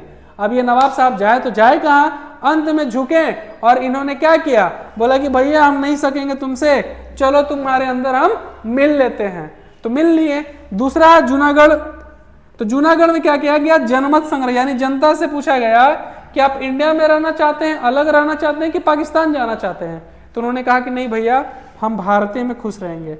और कश्मीर को विलय के साधन द्वारा, यानी जब कश्मीर पर पाकिस्तानियों ने हमला किया तब राजा हरि सिंह ने यहाँ पर क्या कहा कि हम आपके साथ मिलेंगे, आप हमारी सुरक्षा सुनिश्चित करिए, और तब से कश्मीर हमारा अभिन्न अंग है। एक नजर यहाँ पर डालो तुम लोग कि अलग अलग राज्यों का गठन कैसे हुआ। थोड़ा सा ये इंपॉर्टेंट लिस्ट है, थोड़ा सा देखना। ठीक है, चलो आ जाओ। 1953 में आंध्र प्रदेश का गठन, मद्रास से बना पहला भाषाई राज्य। ठीक है, 1954 में दमन और दीव पुर्तगालियों से प्राप्त किया गया। 1954 में ही पौंडुचेरी को एक केंद्र शासित प्रदेश के रूप में फ्रेंच से मिला, अभी भी एक केंद्र शासित प्रदेश ही है। 1960 में महाराष्ट्र और गुजरात, जो कि सौराष्ट्र के नाम में थे, इनके बॉम्बे के विभाजन के बाद इसको बदल दिया गया। पहले ये सौराष्ट्र कहलाता था, लेकिन 1960 के बाद इन दोनों को अलग राज्य बना दिया गया। 1961 में गोवा, दमन और दीव, जो कि केंद्र शासित प्रदेश बना। ठीक है, इसके बाद अगला है नागालैंड। तो ये असम से बना था नागालैंड 1963 में। चंडीगढ़ में हरियाणा, जो कि शाह आयोग की सिफारिश पर अकाली दल की मांगों पर बना पंजाब, चंडीगढ़ हरियाणा। हिमाचल प्रदेश राज्य की स्थिति को देखते हुए बनाया गया, क्योंकि ये सुरक्षा से जुड़ा हुआ भाग था और उस समय ये चाइना के, अभी भी चाइना से जुड़ा हुआ था, इसलिए इसको बनाया गया। 1972 मेघालय, मणिपुर और त्रिपुरा राज्य की स्थिति, ये भी सुरक्षा को लेकर है, क्योंकि ये ईस्टर्न फ्रंटियर का भाग था और ये भी एक बहुत बड़ा क्षेत्र रखता था आंतरिक सुरक्षा के लिए, इसलिए इसको राज्य बनाया गया। सिक्किम जनमत संग्रह के बाद संविधान के अनुच्छेद 10वें में इसको मिलाया गया और इसको सहयोगी राज्य के तौर पर मिलाया गया था। ये याद रखना, सिक्किम जो है एक सहयोगी राज्य के तौर पर अलग हुआ था। ठीक है, और मिजोरम और अरुणाचल प्रदेश जो है शांति समझौते के माध्यम से केंद्र सरकार यानी केंद्र शासित प्रदेश के तौर पर हुए थे, जो कि बाद में राज्य में परिवर्तित हुए। स्टार्टिंग में ये दोनों केंद्र शासित प्रदेश के रूप में थे, ठीक है, लेकिन बाद में इसको फिर राज्य में बदल दिया गया। और 2000 में छत्तीसगढ़, झारखंड और उत्तराखंड बना। ठीक है, मध्य प्रदेश, बिहार और उत्तर प्रदेश से अलग होकर के। इसके अलावा 2014 में तेलंगाना बना, किससे, आंध्रा से अलग होकर के। ठीक है, बस इतने ही राज्यों का क्या हुआ है, बंटवारा अभी तक हुआ है, अलग अलग कंडीशंस और अलग अलग पृष्ठभूमियों के आधार पर। ठीक है, चलो, तो ये हमने पढ़ा कि हमारे संविधान में जो राज्य और संघ की बात की जाती है उसमें कौन कौन से आर्टिकल में कौन कौन से पावर दिए गए हैं, और राज्यों का जो निर्माण हुआ वो किस किस आधार पर हुआ, उस समय की जो उनकी कहानी रही वो क्या था, उनकी जो पृष्ठभूमियां रही वो क्या थी। ठीक है, अब हमारा अगला टॉपिक जो है, जब राज्य मिल गया हमें, एरिया मिल गया, राज्य मिल गया, तो अब हमारा नागरिकता होना चाहिए। ठीक है, यानी देश तो बन ही गया, हमें राज्य भी मिल गए, तो भैया अब नागरिकता भी दे दो। तो चलो, भारत में किस किस तरह की नागरिकता है और कैसे यहाँ पर नागरिकता मिलती है उसके बारे में हम बात करते हैं। ठीक है, थोड़ा सा अच्छे से ध्यान देना क्योंकि नागरिकता थोड़ा अच्छे क्वेश्चन है, आज पूछता है आजकल। ऐसा नहीं है कि डायरेक्ट क्वेश्चन पूछेगा, बट जो भी क्वेश्चन पूछेगा वो थोड़ा अच्छे से पूछेगा, इसलिए थोड़ा ध्यान देना, ठीक है। कहने का मतलब है कि नागरिकता में आजकल सीधा सीधा क्वेश्चन नहीं पूछता। मैंने एक एग्जाम में देखा था, वहां पे अजीब टाइप से क्वेश्चन पूछा था। अब वो क्वेश्चन क्या था अभी याद तो नहीं है, बट नेक्स्ट क्लास में मैं डिस्कस करा दूंगा। फिलहाल नागरिकता पर फोकस करो, ठीक है। आ जाओ। तो संविधान के भाग 2 के अनुच्छेद 5 से 11 तक में नागरिकता के संबंध में बात किया गया है, ठीक है। भाग 2 के अनुच्छेद 5 से 11 में याद रखना नागरिकता किसमें आता है, तो भाग 2 में कितना से कितना, अनुच्छेद 5 से 11, आर्टिकल 5 से 11 के बीच में इसकी बात की गई है। अनुच्छेद 5 के अनुसार संविधान के आरंभ होने पर प्रत्येक व्यक्ति भारत का नागरिक होगा जिसका भारत में निवास है। यानी जिस दिन से संविधान बना और लागू हुआ, अगर वो भारत में है तो वो खुद क्या हो जाएगा, भारत का नागरिक। और वो भारत में जन्मा हो, उसके माता पिता में से कोई जन्मा हो तो वो क्या हो जाएगा, भारत का नागरिक हो जाएगा। और संविधान के बनने के ठीक 5 साल पहले तक भारत में अगर कोई आकर के रहा है तो वो भी भारत का क्या हो जाएगा, निवासी हो जाएगा। अनुच्छेद 6, अब अनुच्छेद 6 क्या बोलता है सर, कि पाकिस्तान से, मतलब ये है अनुच्छेद 5 का सिंपल समझो कि जब से हमारा संविधान लागू हुआ उससे 5 साल पहले और जिस दिन से लागू हुआ वो अगर जन्म से या फिर उसके माता पिता का जन्म या तो उनका निवास यहाँ है तो वो भारत के नागरिक हैं, ठीक है। ये बस इतना ही बोलता है आर्टिकल 5। और आर्टिकल 6 क्या बोलता है कि पाकिस्तान से अगर कोई वापस आया है, ठीक है, तो उनको नागरिकता जो है यहाँ पर मिलेगा। यानी अगर कोई पाकिस्तान से आया है इंडिया में आजादी से पहले या फिर तुम्हारा संविधान लागू होने से पहले या उसके दिन तक, तो उसमें किस किस तरह से नागरिकता उनको मिलेगी उसके बारे में अगर कहीं जानकारी मिलता है तो वो है अनुच्छेद 6। अनुच्छेद 6 बोलता है। अनुच्छेद 7 भी इसी से रिलेटेड है कि ऐसे लोगों की नागरिकता जो पाकिस्तान में प्रवचन करने के बाद, ठीक है, कुछ साल के बाद इंडिया में आते हैं या निवास करते हैं, उसको नागरिकता कैसे मिलेगी, ठीक है। अनुच्छेद 8 बोलता है कि भारत में जन्मे लेकिन विदेशों में रहने वाले व्यक्तियों को कुछ शर्तों को पूरा करने पर नागरिकता मिलेगी। अब ये कुछ शर्त क्या है वो डीपली पढ़ना है, ठीक है, लेकिन यहाँ पे उसका जरूरत है नहीं, इसलिए इसको स्किप करो। बस इतना याद रखना कि आर्टिकल 8 जो है, भारत में जन्मा हुआ व्यक्ति लेकिन वो विदेश में रह रहा है, उसको कुछ शर्त मानना पड़ेगा तभी जाकर के उसको यहाँ का नागरिकता मिलेगा, ठीक है।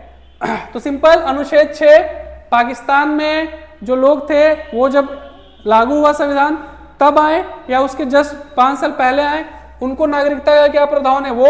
और अनुच्छेद 7, पाकिस्तान के प्रवर्तन करने वाले यानी संविधान लागू होने के बाद 1-2 साल बाद या फिर कुछ वर्षों के बाद अगर कोई आते हैं तो उनको कैसे नागरिकता मिलेगी उसके बारे में ये प्रावधान है। और अनुच्छेद 8 जो है वो ये बताता है कि अगर आप जन्म से भारत में हैं, जन्मे आप सिर्फ भारत में हैं लेकिन आप विदेश में रहते हैं तो आपको कुछ शर्त मानना पड़ेगा और फिर आपको वहां पे क्या मिलेगा, नागरिकता मिलेगा, ठीक है। तबीयत आज बिल्कुल बहुत ज़्यादा खराब है, बहुत ही ज़्यादा खराब है, पर ठीक है, पढ़ना है, गैप बहुत हो चुका है, ठीक है, समय भी नहीं है, इसलिए थोड़ा सा स्पीड में पढ़ते चलते हैं, ठीक है। अनुच्छेद 9, अनुच्छेद 9 में यह प्रावधान किया गया है कि कोई व्यक्ति किसी विदेशी राज्य की नागरिकता अगर प्राप्त करता है तो वो भारत का नागरिक नहीं होगा। क्यों? क्योंकि हमारे में सिंगल सिटीजनशिप, अगर आप अमेरिका का ग्रीन कार्ड ले चुके हैं तो आप भारत के नागरिक नहीं है, ठीक है। अगर आपने किसी भी देश की नागरिकता ली है तो आप भारत के नागरिक नहीं, आपका वो नागरिकता तुरंत खत्म हो जाएगा अनुच्छेद 9 से। अनुच्छेद 10 बोलता है कि संसद को नागरिकता के अर्जन और समाप्ति और नागरिकता से संबंधित उन विषयों पर नियम बनाने की शक्ति है जो वो प्रदान करता है, ठीक है। यानी सिंपल नागरिकता से रिलेटेड कोई भी प्रोविजंस है, कोई भी कानून है, वो बनाने का अधिकार किसके पास है, तो संसद के पास है। यानी संसद के पास नागरिकता से रिलेटेड कानून है, अधिकार है कि वो बना सकता है या नहीं, अनुच्छेद 10 के हिसाब से। अनुच्छेद 11 जो है वो भारतीय संसद ने भारतीय नागरिक अधिनियम 1955 पारित करते हुए कुछ विशेष प्रोविजंस दिए हैं जो कि यहाँ के नागरिकों पर लागू करने थे और उसके समाप्त होने के संबंध में यहाँ पर बात किया गया। यानी कि ऐसा बात कि यहाँ पे जो लोग रह रहे हैं उनको कुछ स्पेशल प्रोविजंस मिले विदेशियों से, ताकि भारत के नागरिकों को ये फील हो कि हाँ हम यहाँ रह रहे हैं तो हमको कुछ एक्स्ट्रा बेनिफिट मिल रहा है। तो उसके बारे में कुछ चीजों को ऐड किया गया और कुछ चीजों को खत्म किया गया। अब बात आता है कि अगर कोई खुद से भारतीय नागरिकता प्राप्त करना चाहता है तो उसको क्या क्या चीज करना पड़ेगा। तो याद रखना, भारत में नागरिकता सिर्फ 3 तरीके से मिलती है, ठीक है। 1955 के अनुसार संसद में एक मतलब कानून पास हुआ था 1955 में, उसके हिसाब से कि अगर आपको भारत का नागरिक बनना है तब जन्म से आप नागरिक बन सकते हैं। यानी कि अगर आपका जन्म यहां पर हुआ है, यानी आप 26 जनवरी 1950 के बाद यहां पर जन्म लिए हैं, तो जन्म से आप भारत के नागरिक होंगे।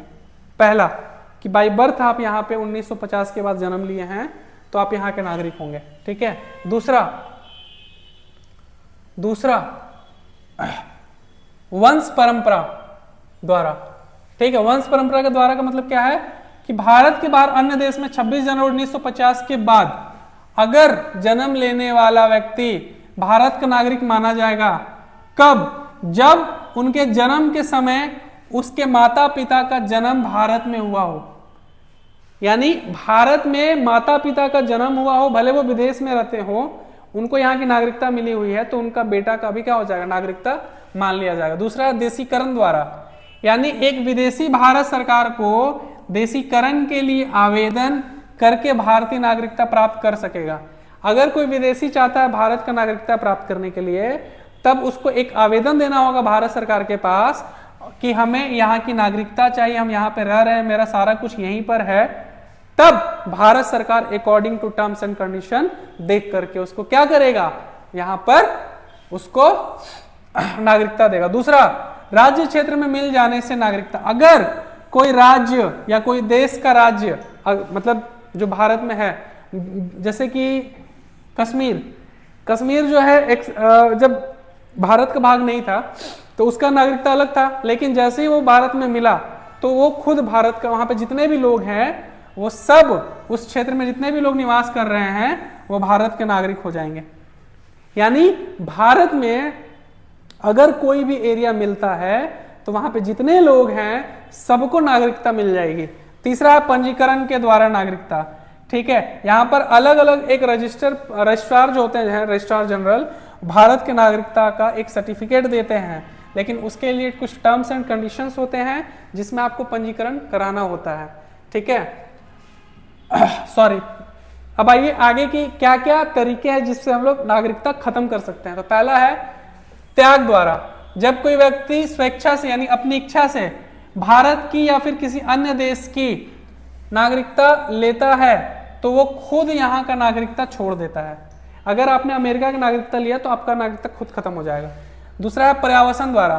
पर्यावसन का मतलब क्या होता है, जब कोई भारतीय स्वेच्छा से अन्य देश की नागरिकता ग्रहण करे वैसे ही उसकी भारतीय नागरिकता समाप्त हो जाएगी। एक में है कि आप चाहते हैं नागरिकता वहां का लेना, तब खत्म, और एक है कि आपको मिल गया है तब। वंचित करने पर, अगर भारत सरकार चाहे कि किसी भी व्यक्ति का जो कि यहाँ पंजीकृत है या फिर यहाँ का नागरिक है, वो नागरिकता आपसे छीनना चाहती है तो वो वंचित कर सकती है। अब उसमें अलग अलग है कि आपने देशद्रोही वाला कुछ काम किया है या फिर आपने कुछ ऐसा काम किया है जो भारत के लिए सही नहीं है, या इलीगल तरीके से आपने कुछ नागरिकता ली है, तो इन सारी चीजों पर आपकी नागरिकता स्वतः खत्म हो जाएगी, ठीक है, स्वतः खत्म हो जाएगी। अब जो है अगले क्लास में हम पढ़ेंगे मौलिक अधिकार के बारे में। मौलिक अधिकार is a very very important. इसमें आपका जो 12 से 35 का आर्टिकल्स का है उसके बारे में जो हम पढ़ेंगे, इसे भारत का मैग्ना कार्टा भी कहते हैं।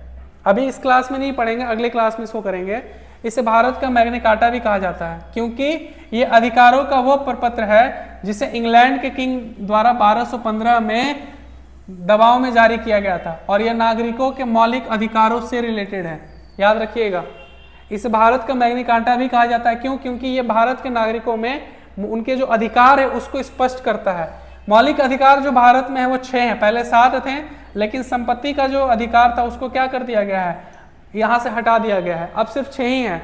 और वो है समता का अधिकार आर्टिकल 14 से 18, स्वतंत्रता का अधिकार अनुच्छेद 19 से 22, शोषण के विरुद्ध अधिकार अनुच्छेद 23 से 24, धर्म की स्वतंत्रता का अधिकार अनुच्छेद 25 से 28, और संस्कृति और शिक्षा संबंधी अधिकार अनुच्छेद 29 से 30, और संवैधानिक उपचारों का अधिकार अनुच्छेद 32। ठीक है, तो संपत्ति का अधिकार यहाँ से हट करके अनुच्छेद 31 में आ गया है, जो कि पहले मौलिक अधिकार का ही पार्ट था। लेकिन जब सरकार ने देखा कि अगर डेवलपमेंट में बहुत दिक्कत हो रही है, इसकी वजह से कोई भी तुरंत केस में चल जा रहा है और सरकार हार जा रही है, तो डेवलपमेंट क्योंकि करना था, इसीलिए इसको यहाँ से हटा करके जो है अपनी पर्सनल संपत्ति का अधिकार में डाला गया, और ये मौलिक अधिकार नहीं रहा। मौलिक अधिकार बहुत इंपॉर्टेंट है अगली क्लास में, क्योंकि अक्सर यहाँ से एग्जाम में क्वेश्चन पूछता ही है।